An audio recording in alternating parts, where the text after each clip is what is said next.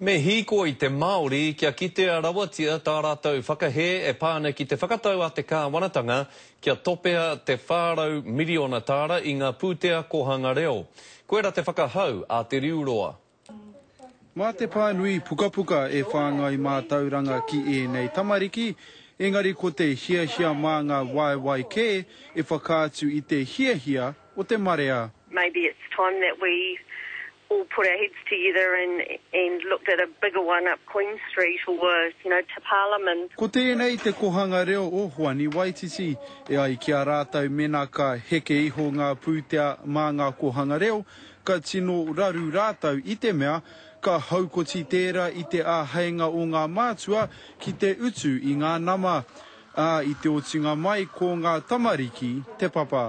Ke kaha, tātou tēnei kohanga ki te wero atu I a rātou, ngā minita e mahi ani roti I te whare miere.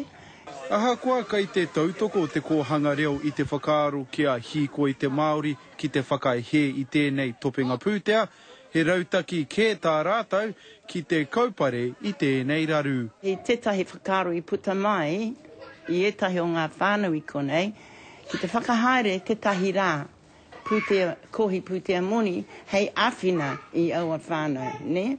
En koena te kaupapa tūturu o te kohanga. Hei tā rātou he tika me aro ki tua. E hika mā, kei whea tātou mehe mea ka topea ngā moni, kei whea ngā mokopuna mua popo. Kaore te minita mō ngā take mā tauranga a Anne Tolley I wātea ki te kōrero ki a mātou I te rānei, engari I whakahoki kōrero mai tana tari, hei tā rātou nā te whakapau poka noa o te kāwanatanga reipa, I mau rātou ki te tope I ngā pūtea mo tēnei kaupapa.